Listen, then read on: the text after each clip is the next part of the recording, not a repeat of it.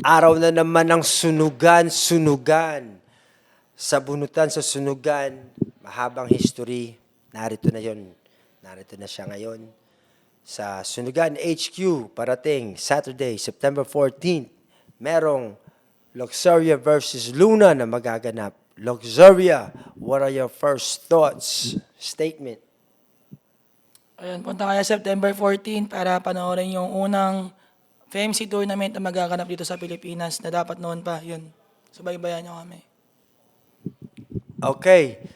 Before I move to Luna, isang tanong, Lux, salamat sa pagtanggap ng imbitasyon na to. Mahabang proseso, paano naabot natin yung araw na to at paano ka rin namin na papayag na sumali dito. Ngayon, may mga rason ba na pwede mong masabi sa kanila kung bakit sa araw na to may Luxuria kaming aabangan na naman. Kumbaga, ano yung may bago ba? Hindi namin alam kasi full of surprises ka rin naman. Hindi, para sa akin, mas maganda kung abangan nila yung buong event, lalo yung mga magagaling na bago kasi pangit naman kung saan lang iikot. Kumbaga parang mas maganda kung matunghayan nila yung mga galing na bago. Kumbaga para sa amin, kami, tignan nyo na lang kami as nag-guide sa kanila. Kaya mas maganda kung ganun yung maging impression ng mga tao sa event na to.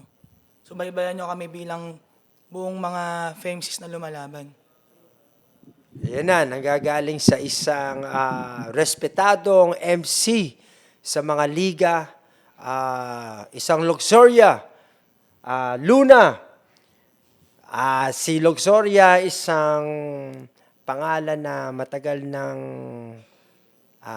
nakilala sa mundo ng battle rap.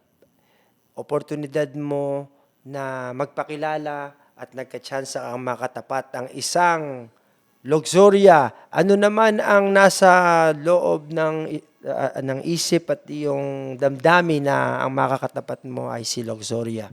Siyempre po, sobrang taas na rin na tao ni Ate Lux. Siyempre, siya rin yung hinahangaan ko dati pa. So, bali siya din yung nag-guide sa akin, ganun. So, siyempre ngayon, na makakalaban ko siya, sana mabigay ko yung gusto din niyang performance para sa kanya. Yun lang naman po. Ngayon, sa usap-usapan na naririnig ko sa ere, paminsan-minsan, ang kinakatakutan ng karamihan pagdating sa isang Luna, baka hindi siya dumating. Ngayon, naniniwala ako, yung araw na yon hindi na namin makikita at bibigyan mo kami ng isang classic din. So, on that note, sa panahon na kumbaga, you only get one chance to not miss your chance to blow. Opportunity comes once in a lifetime. That's already Luxuria. Anong kakaibang mentalidad at preparasyon ang meron ka ngayon? Dahil nga, ito na yung oportunidad na makipag-compete ka not only to make a name but to earn 100,000 pesos. So, anong mindset ng isang Luna? Siguro ang mindset ko ngayon, mas hinandaan ko talaga tong buong battle na to. Sa ngayon wala na akong balak na hindi sumipot kasi pagkakataon naman sayang din. Yun lang. Ayan na.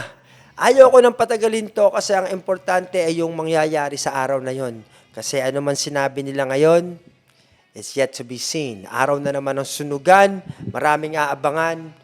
Umpisa pa lang to. Good luck. Good luck. Yo, see y'all Saturday. It's time. Araw na naman ang sunugan, matira matibay, tuloy-tuloy ang laban.